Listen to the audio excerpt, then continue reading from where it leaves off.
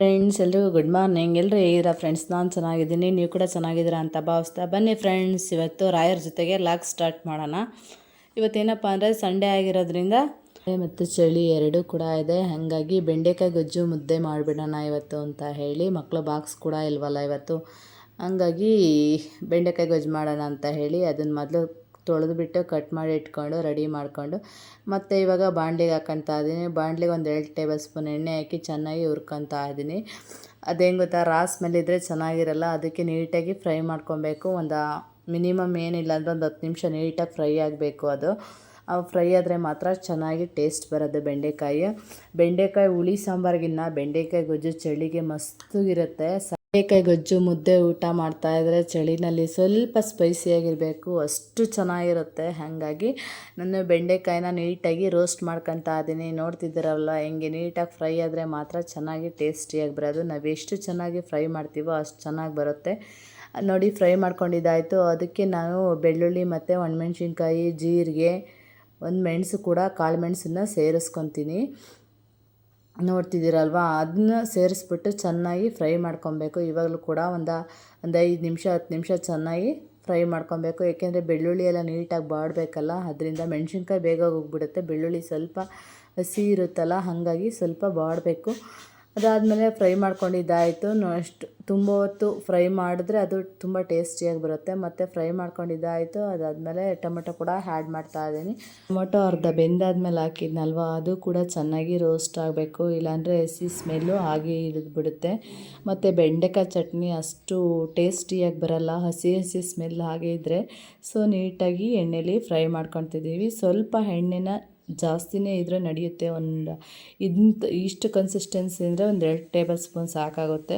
ನಾವು ಯಾವಾಗಲೂ ಹಾಕ್ಕೊಳ್ಳುವಾಗ ಒಂದು ಸ್ವಲ್ಪ ಎಣ್ಣೆ ಜಾಸ್ತಿನೇ ಇದ್ದರೆ ಸೀದೋಗೋ ಚಾನ್ಸಸ್ ಇರಲ್ಲ. ಸೊ ಅದರಿಂದ ಹಾಕ್ಕೊಳ್ಬೇಕು. ಮತ್ತು ಉಪ್ಪನ್ನು ಕೂಡ ಆ್ಯಡ್ ಮಾಡ್ಕೊಂಡು ಫ್ರೈ ಮಾಡ್ಕೊಂಬರ್ತಾ ಇದ್ದೀನಿ ನಾನು. ನೋಡಿ ಎಷ್ಟು ನೀಟಾಗಿ ಫ್ರೈ ಆಗಿದೆ ಅಂತ. ಇಷ್ಟು ಕನ್ಸಿಸ್ಟೆನ್ಸಿ ಇದ್ದರೆ ಸಾಕಾಗುತ್ತೆ. ನೋಡ್ತಿದ್ದೀರಲ್ವಾ, ಎಷ್ಟು ಕನ್ಸಿಸ್ಟೆನ್ಸಿ ಇದ್ದರೆ ಮಸ್ತಾಗುತ್ತೆ. ಮತ್ತು ಸ್ವಲ್ಪ ಇದನ್ನು ಆರ್ಲಿಕ್ಕೆ ಇಡ್ತೀನಿ. ತುಂಬ ಬಿಸಿ ಇದೆ ಅಲ್ವಾ, ಹಾಗಾಗಿ ಸ್ವಲ್ಪ ಹೊತ್ತು ತಣ್ಣಗೆ ಮಾಡಿಸ್ಬಿಟ್ಟು ಆಮೇಲೆ ಮಿಕ್ಸಿ ಜಾರ್ಗೆ ಹಾಕ್ಕೊಳ್ಳೋಣ ಅಂತ ಹೇಳಿ ಸ್ವಲ್ಪ ಹೊತ್ತು ಸೈಡಿಗೆ ಎತ್ತಿಟ್ಕೊಂಡೆ. ಮತ್ತು ತಣ್ಣಗೆ ಕೂಡ ಆಯಿತು. ಮಿಕ್ಸಿ ಜಾರ್ಗೆ ಹಾಕ್ಕೊಂಡು ಒಂದೇ ಒಂದು ಪಲ್ಸನ್ನ ಮಿಕ್ಸಿನಲ್ಲಿ ಆಡಿಸ್ಕೊಂಡು ಬರ್ತಾಯಿದ್ದೀನಿ. ಮತ್ತು ಈ ಕಡೆ ಬಾಣಲಿನಲ್ಲಿ 1 ಟೇಬಲ್ ಸ್ಪೂನಷ್ಟು ಎಣ್ಣೆ ಹಾಕಿ ಅದಕ್ಕೆ ಸಾಸಿವೆ, ಕರಿಬೇವಿನ ಸೊಪ್ಪು, ಹಚ್ಚಿಟ್ಕೊಂಡಿರ್ತಕ್ಕಂಥ ಈರುಳ್ಳಿ ಹಾಕಿ ಫ್ರೈ ಮಾಡ್ಕೊತಿದ್ದೀನಿ. ಫ್ರೈ ಮಾಡ್ಕೊಂಡಾದ್ಮೇಲೆ ನೋಡಿ, ರುಬ್ಕೊಂಡಿದ್ದಾಯಿತು. ಈ ರೀತಿ ರುಬ್ಬಿದ್ದಾಗಿದೆ. ಮತ್ತು ನೋಡಿ, ಇದು ಸ್ವಲ್ಪ ಬಾಡೋದಿತ್ತು, ಹಾಗಾಗಿ ಇದನ್ನು ಕೂಡ ಚೆನ್ನಾಗಿ ಗೋಲ್ಡನ್ ಬ್ರೌನ್ ಕಲರ್ ಬರಬೇಕು ಅಲ್ಲಿವರೆಗೂ ಬೇಯಿಸ್ತಾ ಇದ್ದೀನಿ. ನೋಡಿ, ನೀಟಾಗಿ ರೋಸ್ಟ್ ಮಾಡಿದ್ರೆ ಮಾತ್ರ ಚೆನ್ನಾಗಿರುತ್ತೆ. ಏನನ್ನೇ ಆಗಲಿ ಒಂದು ಒಗ್ಗರಣೆ ಕೊಡೋದು ತುಂಬ ಇಂಪಾರ್ಟೆಂಟು. ಅದನ್ನು ಕೂಡ ರುಬ್ಬಿಟ್ಕೊಂಡಿದ್ನಲ್ವ, ಅದನ್ನು ಹಾಕ್ಬಿಟ್ಟು ಲಾಸ್ಟಲ್ಲಿ ಕೊತ್ತಂಬರಿ ಹಾಕಿ ಮಿಕ್ಸ್ ಮಾಡ್ಕೊತಿದ್ದೀನಿ.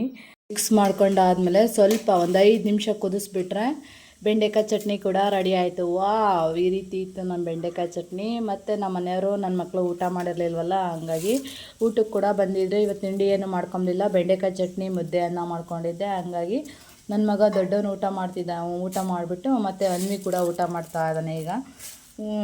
ಈ ರೀತಿ ಊಟ ಮಾಡ್ಕೊಂಡಾದ್ಮೇಲೆ ಮತ್ತು ಆಟಕ್ಕೆ ಕೂಡ ಹೋದ್ರು ಅವರು. ಸಂಡೇ ಅಂದರೆ ಏನು ಗೊತ್ತಾ, ಸ್ವಲ್ಪ ಬಟ್ಟೆ ಐರನ್ ಮಾಡೋದು ಎಲ್ಲ ಇರುತ್ತಲ್ಲ, ಹಂಗಾಗಿ ಬಟ್ಟೆಗಳ್ನೆಲ್ಲ ಐರನ್ ಮಾಡ್ಕೊತಾ ಇದ್ದೆ. ಸ್ಯಾಟರ್ಡೇ ಎಲ್ಲ ವಾಶ್ಗೆ ಹಾಕಿದ್ನಲ್ಲ, ಸ್ವಲ್ಪ ಮಳೆ ಬಂದಿದ್ದರಿಂದ ಸಂಡೇ ಎತ್ಕೊಂಡಿದ್ದು, ಹಂಗಾಗಿ ಬಟ್ಟೆಗಳ್ನೆಲ್ಲ ಐರನ್ ಮಾಡಿ ಎತ್ತಿಟ್ಕೊತಾ ಇದ್ದೀನಿ. ಈ ರೀತಿ ಫಸ್ಟನ್ನು ಐರನ್ ಮಾಡಿ ಎತ್ತಿಟ್ಕೊಂಡ್ಬಿಟ್ರೆ ಎಲ್ಲ ನಾವು ಹೊರಡ್ಬೇಕಾದ್ರೆ ಕಸಿ ಬಿಸಿ ಇರಲ್ಲ, ಆರಾಮಾಗಿ ಹೊರಟ್ಬಿಟ್ಟು ಬೇಗ ರೆಡಿಯಾಗಿ ಹೋಗ್ಬೋದು. ಆವಾಗ ಐರನ್ ಮಾಡ್ಕೊತೀನಿ ಅಂತ ಕೂತ್ಕೊಂಡ್ರೆ ಟೈಮೇ ಆಗಿಬಿಡುತ್ತೆ. ಸೊ ಅದರಿಂದ ಐರನ್ ಮಾಡಿ ನೀಟಾಗಿ ಎತ್ತಿಟ್ಕೊತೀನಿ ಒಗೆದಿದ್ದ ತಕ್ಷಣ ನಾನು. ಅದೊಂದು ನಂದು ಗುಡ್ ಪಾಲಿಸಿ ಅಂತಲೇ ಹೇಳ್ಬೋದು. ಇವತ್ತಿನ ಟಾಪಿಕ್ ಏನಪ್ಪ ಅಂದರೆ ಅಸೂಯೆ ಪಡೋದು. ಯಾರಾದರೂ ಏನಾದರೂ ಮನೆಗೆ ವಸ್ತುಗಳ್ನ ತೊಗೊಂಡು ಬಂದರೆ, ಅಥವಾ ಹೊಸ ಮನೆ ಕಟ್ಸೋದು, ಫ್ರಿಜ್ಜು, ವಾಷಿಂಗ್ ಮಿಷಿನು ಆ ಥರ ಏನಾದರೂ ತೊಗೊಂಡು ಬಂದರೆ, ಅಥವಾ ನಮ್ಗಿನ್ನ ಬೇರೆಯವರು ಚೆನ್ನಾಗಿದ್ದರೆ, ರಿಲೇಷನ್ಸ್ ಆಗಲಿ, ನಮ್ಮ ಪಕ್ಕದ ಮನೇದಾಗಲಿ ಅಥವಾ ಎದುರುಗಡೆ ಮನೆಯಲ್ಲಾಗಲಿ ಚೆನ್ನಾಗಿದ್ದರೆ ಅಸೂಯೆ ಪಡೋದು. ಆ ರೀತಿ ಏನಕ್ಕೆ ಅಸೂಯೆ ಪಟ್ಕೊಬೇಕು? ನಾವೇ ಆಗಲಿ ಅಥವಾ ಇನ್ನೊಬ್ಬರೇ ಆಗಲಿ, ಯಾರೇ ಆಗಲಿ, ಅವರು ದುಡಿತಾರೆ, ಅವ್ರು ಚೆನ್ನಾಗಿ ಸಂಪಾದನೆ ಮಾಡ್ತಾರೆ, ತೊಗೊಂಬರ್ತಾರೆ, ಅವ್ರ ಕಷ್ಟ ಏನಿರುತ್ತೋ ಅವ್ರು ಬಿದ್ಕೊಂತಾರೆ. ಅವ್ರಿಷ್ಟ ಅವ್ರದ್ದು, ನಮ್ಮಿಷ್ಟ ನಮ್ಮದು. ನಮ್ಮ ಹತ್ರ ಇದ್ದಾಗ ನಾವು ಕೂಡ ತೊಗೊಳ್ಬೋದು. ಆ ರೀತಿ ಅಸೂಯೆ ಪಟ್ಕೊಂಡ್ರೆ ನಮಗೆ ಒಂದು ರೀತಿ ಮನಸ್ಸಿಗೆ ಚಿಂತೆ ಕೊರತೆ ಆಗ್ತೈತೆ. ಆ ಥರ ಯೋಚನೆ ಮಾಡ್ತಾ ಟೈಮನ್ನು ವೇಸ್ಟ್ ಮಾಡೋ ಬದಲು ನಾವೇ ಯಾವ ರೀತಿ ದುಡಿದು ಅಥವಾ ಅರ್ನ್ ಮಾಡಿ ಮನೇನ ಚೆನ್ನಾಗಿ ನೋಡ್ಕೊಬೋದು, ಮತ್ತು ನಮ್ಮ ಮನೆಯವ್ರಿಗೆ ಯಾವ ರೀತಿ ಅರ್ನ್ ಮಾಡೋಕ್ಕೆ ಹೇಳ್ಬೋದು, ಅಥವಾ ಹೊಸ ಹೊಸ ಐಡಿಯಾಗಳನ್ನ ಕೊಡ್ಬೋದು ಏನಾದರೂ ಅರ್ನ್ ಮಾಡೋಕ್ಕೆ, ಮತ್ತು ಮಕ್ಕಳನ್ನ ಯಾವ ರೀತಿ ಚೆನ್ನಾಗಿ ಓದಿಸ್ಬೋದು, ಮತ್ತು ಅಡುಗೆಗಳು ಮನೆಯಲ್ಲಿ ಅಡುಗೆಗಳ್ನ ಚೆನ್ನಾಗಿರೋ ಮಾಡಿ ಮಕ್ಕಳಿಗೆ ಬಡಿಸೋದ್ರ ಮೂಲಕ ಅವ್ರನ್ನ ಯಾವ ರೀತಿ ಖುಷಿ ಪಡಿಸ್ಬೋದು, ಮಕ್ಕಳನ್ನೇ ಆಗಲಿ ಮನೆಯವ್ರನ್ನೇ ಆಗಲಿ. ಅವರೆಲ್ಲರೂ ಕೂಡ ಚೆನ್ನಾಗಿದ್ದರೆ ನಾವು ಖುಷಿಯಾಗಿರ್ತೀವಿ, ನಾವು ಚೆನ್ನಾಗಿದ್ದರೆ ಅವ್ರು ಚೆನ್ನಾಗಿರ್ತಾರೆ, ಅವ್ರು ಚೆನ್ನಾಗಿದ್ದರೆ ನಾವು ಕೂಡ ಖುಷಿಯಾಗಿರ್ತೀವಿ. ಅದರಿಂದ ನಾವೇ ಚಿಂತೆ ಮಾಡಿಕೊಂಡು ಮನಸ್ಸು ಕಚ್ಕೊಂಡು ಕೂತ್ಕೊಂಡ್ರೆ ಅವರೆಲ್ಲರೂ ಕೂಡ ಒಂದು ರೀತಿ ಅವರು ಕೂಡ ಹುಷಾರಿಲ್ಲವ್ರ ಥರನೇ ಫೀಲ್ ಮಾಡ್ತಾರೆ. ಏಕೆಂದರೆ ನಾವೊಬ್ಬರು ಚೆನ್ನಾಗಿಲ್ಲ ಅಂದರೆ ಮನೇಲಿ ಅವ್ರಿಗೂ ಕೂಡ ಒಂದು ರೀತಿ ಇದೇ ಆಗುತ್ತೆ. ಹಂಗಾಗಿ ಇಷ್ಟೊಂದು ಅದ್ರ ಬಗ್ಗೆನೇ ಯೋಚನೆ ಮಾಡೋ ಬದಲು ನಮಗಿಂತ ಕಷ್ಟದಲ್ಲಿರ್ತಾರಲ್ಲ ಅವ್ರನ್ನೂ ನೋಡಿ ನಾವು ಸ್ವಲ್ಪ ತೃಪ್ತಿಯಾಗಾದರೂ ಇದ್ದೀವಿ, ನಾವು ಸ್ವಲ್ಪ ಖುಷಿಯಾಗಾದರೂ ಇದ್ದೀವಪ್ಪ, 2 ಹೊತ್ತಿಗೆ ದೇವರು ಊಟ ಬಟ್ಟೆ ಎಲ್ಲನೂ ಸಹ ಕರೆಕ್ಟಾಗಿ ಕೊಟ್ಟಿರ್ತಾರೆ ಅಂದ್ಕೊಂಡು ಮನಸ್ಸಿಗೆ ಅಂದ್ಕೊಂಡು ತೃಪ್ತಿಯಿಂದ ಇದ್ಬಿಟ್ರೆ ಯಾವ ಚಿಂತೆನೂ ಮನಸ್ಸಿಗೆ ಬರಲ್ಲ, ಮತ್ತು ಯಾವುದೇ ಕಾಯಿಲೆಗಳು ಕೂಡ ಹತ್ರ ಸುಳಿಯಲ್ಲ. ಸೊ ಅದರಿಂದ ಯಾವುದ್ರ ಬಗ್ಗೆನೂ ತುಂಬ ಚಿಂತೆ ಮಾಡಬಾರ್ದು. ನಮ್ಮ ಹತ್ರ ಎಷ್ಟೈತೋ ಅಷ್ಟರಲ್ಲೇ ಲೈಫನ್ನು ಲೀಡ್ ಮಾಡಬೇಕು. ಒಳ್ಳೆ ನಾವು ಕೂಡ ಅಂಥ ವಸ್ತುಗಳಿಗೆ ಆಸೆ ಪಟ್ಟು ನಾವು ತಗೊಂಡ್ರೆ ನಮ್ಮ ಹತ್ರ ಬಜೆಟ್ಟು ಕರೆಕ್ಟ್ ಟೈಮಿಗೆ ಇರಲ್ಲ, ಮತ್ತು EMI ತಗೊಂಡ್ರೆ ನಾವು ನಾವು ತಗೊಂಡಿದ್ದನ್ನು 2ರಷ್ಟು ಕೊಡಬೇಕಾಗುತ್ತೆ. ಅಂದರೆ ಇನ್ನೊಂದು ವಸ್ತು ಕೂಡ ಬರುತ್ತೆ ಆ ದುಡ್ಡಿಗೆ, ಅಷ್ಟನ್ನು ಅಮೌಂಟನ್ನು ಪೇ ಮಾಡಿಬಿಡಿರ್ಬೇಕಾಗುತ್ತೆ ಅವ್ರ ಹತ್ರ. ಸೊ ಹಂಗಾಗಿ ಮಂತ್ಲಿ ಕರೆಂಟ್ ಬಿಲ್ಲು, ನೀರು ಬಿಲ್ಲು, ಮತ್ತು ರೇಷನ್ ಬಿಲ್ಲು, ಮನೆಯಲ್ಲಿ ಬಾಡಿಗೆ ಬಿಲ್ಲು ಎಲ್ಲನೂ ಕೂಡ ಬರುತ್ತೆ. ಅದನ್ನೆಲ್ಲ ನಿಭಾಯಿಸೋದ್ರ ಜೊತೆಗೆ ಇವು ಕೂಡ ಒಂದಾಗ್ತವೆ. ಮನೆಯಲ್ಲಂತೂ ಒಬ್ಬರು ದುಡಿತಿದ್ದಂತೂ ಇನ್ನೂ ತುಂಬಾ ಕಷ್ಟ ಅಂತ ಹೇಳ್ಬೋದು. ಹಂಗಾಗಿ ಅವಕ್ಕೆಲ್ಲ ಸುಮ್ಮನೆ ಆಸೆ ಪಡೋದ್ರ ಬದಲು, ಆಸೆ ಪಟ್ಟು ಅವ್ನು EMI ಎಲ್ಲ ಕಟ್ಟೋ ಬದಲು ಆರಾಮಾಗಿ ನಮ್ಮ ಹತ್ರ ಯಾವಾಗ ದುಡ್ಡಿರುತ್ತೋ ಆವಾಗ ತಗೊಳ್ಬೋದು ಆರಾಮಾಗಿ, ಮತ್ತು ನಮ್ಮದು ವಸ್ತು ಕೂಡ ನಮ್ಮ ವಸ್ತು ಆಗಿರುತ್ತೆ.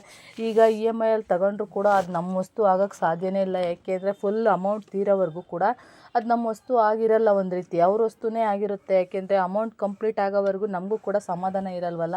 ಅವ್ರು ಯಾವಾಗ ಎಲ್ಲೇನು ಕೇಳ್ತಾರೋ ಅನ್ನೋ ಭಯ ಕೂಡ ಇರುತ್ತೆ ಮನಸ್ಸಲ್ಲಿ. ಮತ್ತು ಈ ತಿಂಗಳು ಅರ್ನ್ ಆಗಲಿಲ್ಲ ನಮ್ಮ ಮನೆಯವ್ರಿಗೆ, ಅಥವಾ ನಮಗೆ ನಾವು ಕೆಲ್ಸಕ್ಕೆ ಹೋಗ್ತಿದ್ರೆ ನಮ್ಗೆ ಅರ್ನ್ ಆಗಲ್ಲ ಅಂತಂದರೆ ಆವಾಗ ಕಷ್ಟ ಕೂಡ ಆಗುತ್ತೆ.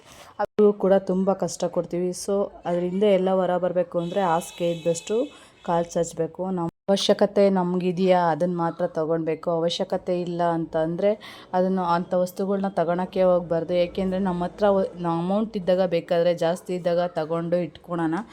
ಅದು ಬಿಟ್ಟು ಇವಾಗೆಲ್ಲ ಇಲ್ದಾಗೆಲ್ಲ ಇಷ್ಟೊಂದು ಬೇಕು ಅಂತ ಹೇಳಿದ್ರೆ ಈ ರೀತಿ ಎಲ್ಲ ಆಗುತ್ತೆ ಅನ್ನೋದು ನನ್ನದೊಂದು ಚಿಕ್ಕ ಅನಿಸಿಕೆ.